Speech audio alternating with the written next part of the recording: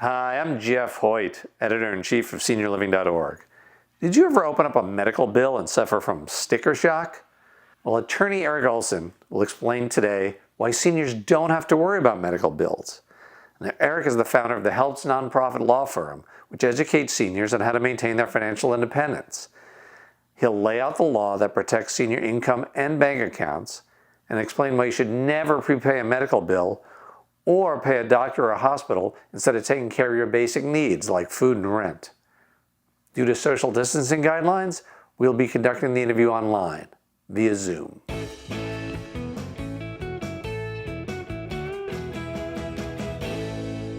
Hi, it's Jeff Hoyt, editor-in-chief of SeniorLiving.Org, and today I have the pleasure of speaking with attorney Eric Olsen. Eric is the executive director of the Helps nonprofit law firm that helps seniors, veterans, and people with disabilities struggling with debt.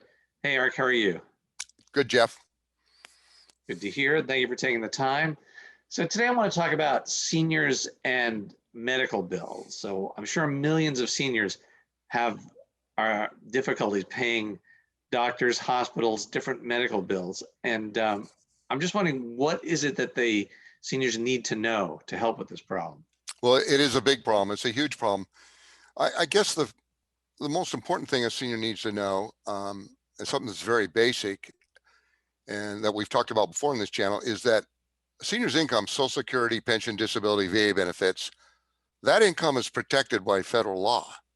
The Congress protected this income for seniors so they would have it for their basic needs like food, medicine, housing, utility bills, and they don't need to use it to pay old debt they can't afford to pay, and including old medical debt if they can't afford it. And they shouldn't be cutting back on their food and medicine to pay a hospital bill, for example, that they can't afford. So their income is protected. They need to know that.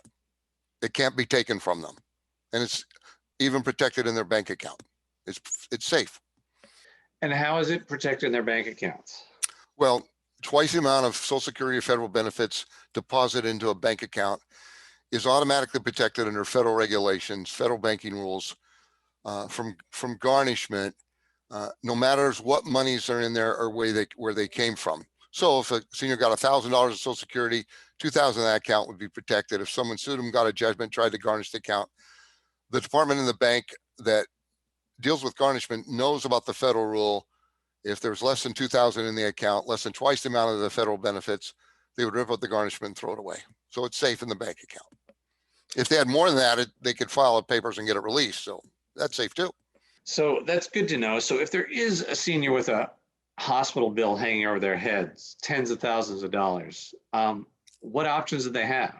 If a senior's on Medicare, hopefully they're not going to have that big of a bill. Okay, but a lot of times there might be a time between they quit work and get on Medicare where they could rack up a bill. Well, as I explained, they don't have to pay it because their Social Security, their pension, their disability, their VA benefits is protected, can't be taken from them. Nonprofit hospitals, and there's nonprofit and for-profit hospitals, they have they do have programs for financial assistance to help people with bills. People can contact their hospital even after the bill is incurred and apply for that financial assistance. And they should try to get they shouldn't just thumb their nose at the hospital and say, hey, you can't collect it, I'm not going to do anything. They should perhaps try to deal with the hospital. But the senior's still protected. They can still get treated at the hospital. There's rules in effect that protect them that way. I take my car to a mechanic and he fixes my taillight and then I don't pay him. If I show up a month later and I say, hey, fix my engine, he's going to say, hey, you didn't pay me for the last time. So isn't someone who owes a hospital money, aren't they going to shy away from future medical care they might need? There's regulations that prevent a hospital from doing that during a certain period of time. And there's state rules too that govern this. Some states have more stricter requirements on nonprofit hospitals on treating people that can't pay them than other states. One thing a senior could do if they owed a bill they couldn't pay to the hospital and they were really worried about it, but things were really tight. If they paid them $10 a month, okay, something like that. That's not putting salt in the wound to pay something. If I write a letter and say, this is all I have, the hospital will understand it. They could do that. Hospitals they're getting a lot of their money is getting paid through Medicare. So, I mean, they're not going broke. Good to know. And you mentioned Medicare. What about paying extra for added insurance besides Medicare? Does that make Okay. sense? Well, yeah, if you can afford it. Sometimes I will see seniors that add so much insurance onto their Social Security that it leaves them with no money hardly at all. I mean, if they understand that their income is protected and no one can do anything, and if they end up owing a little extra money, maybe they could have a little peaceful life. I'm not so sure that it's always necessary to max out the insurance that a person buys. Okay, so a hospital can't ever turn you away, senior or otherwise, for emergency care if you can't That's pay. true. They can't turn you away from emergency care. And they normally won't do it for other stuff either. And what about a doctor? What about my private physician? Okay, I've been an attorney now 42 years, 40,000 at least bankruptcies, deal with medical bills all the time. And what I've told people, I said, if you pay your doctor something, no matter how small, I don't see your personal doctor rejecting you. It just doesn't happen.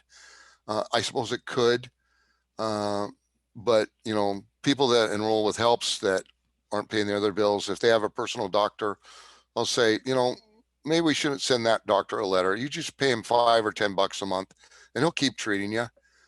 He doesn't, their doctors are there to help people, and by and large, they're pretty good about it. Now, if it was another doctor that wasn't your regular doctor, then maybe you wouldn't need to do that. How so? You wouldn't need to do that? Well, because you're not going to see him again, maybe. Okay, and you can't afford it. I mean, the doctor. Once again, your income's protected, and if there's a bill that you simply can't afford to pay, you don't need to pay it. It doesn't do any good for a senior to pay all the medical bills and cut their medical medicines in half or cut their food down so they get sick in the hospital. No, that doesn't make any sense. No, you should pay your basic needs before you pay the medical bills. I mean, you've got to take care of, your food, your medicine, those kind of things. And what about just putting the medical bill on a credit card? Usually there's no interest for medical bills. There's interest for a credit card. It's probably not a good idea to put medical bills on a credit card. I could think of exceptions, but I'm not sure we want to talk about that in this video. I don't, normally it's not a good idea. Never pay a medical bill ahead of time. I mean, if you have to go to the doctor, don't pay it ahead of time, because you probably qualify for some financial assistance if you're a lower income senior. And so you don't need to pay it ahead of time. You don't have to do that. What about partial payment up front, a deposit, let's say? Well, usually not going to require that, but no, if they require it, no, you want to try avoid paying a deposit up front for a medical procedure. And you and I have had the pleasure, shall I say, of talking about debt collectors and how they operate. Would someone having a medical debt, would that be turned over to a debt collector? Yeah, possibly. Medical providers normally don't report it to a credit reporting bureau if people are interested in that. It could go to a collection agency.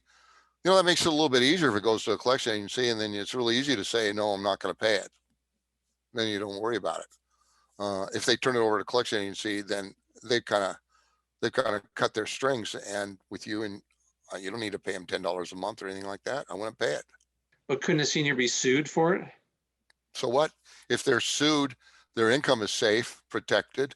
As we already talked about, twice the amount of their federal benefits is automatically protected in their bank account. We represent thousands and thousands of seniors throughout the country, all 50 states. I don't see a whole lot of seniors turning bills into us from judgments or calls where they've been sued for a medical bill. It happens, but it's not that common. So, they don't need to worry about it. And if it does happen, because their incomes are protected, they don't need to worry about it again. Well, it's good to hear that seniors shouldn't worry about medical bills. We talked about how their income and even their bank accounts can be protected. We talked about how you can't be turned away from a hospital. If you hear your doctor as little as $5, $10 a month, that doctor probably wouldn't turn you away either, which is good because you want to keep going back to the same doctor. And that even if you do get sued, there's not much reason to worry because you're protected. Any other hard and fast rules about medical bills that we should tell our viewers? We have a two-tier system. We have Medicare that takes care of you. And then if you're financially unable to pay for your medical bill, for medical costs, then there's something called Medicaid, which is almost like a welfare benefit, or it's a benefit based on need. And that's it's a federal benefit, but it's governed by state rules. And that can pay for a lot of things and give you extra care that you need medically that you wouldn't be able to pay for yourself. So Medicaid's available too. And we have some information about Medicare and Medicaid up on the site. If someone really is struggling, isn't sure what to do, can they reach out to you at the Helps Nonprofit Law Firm? Oh, always. We're a 501c charity. We never turn anyone away that needs the help that we provide. And our mission is to protect seniors from debt collector harassment. That's our number one mission, is to prevent them from harassment so they can live a life of peace without being bothered by debt collectors. Then we also educate seniors how they can maintain their financial independence. So that's why we talk about these medical issues, so they understand that little techniques they can use so that they don't have to worry about medical bills. Great. Well, really appreciate you taking the time. For those of you who want to hear Eric talk about debt collectors and other kinds of debt besides medical debt, subscribe to SeniorLiving.org's YouTube channel, and you'll see more interviews with him. Thank you very much, Eric. Really appreciate you taking the time. Thank you, Jeff. Thanks for having me.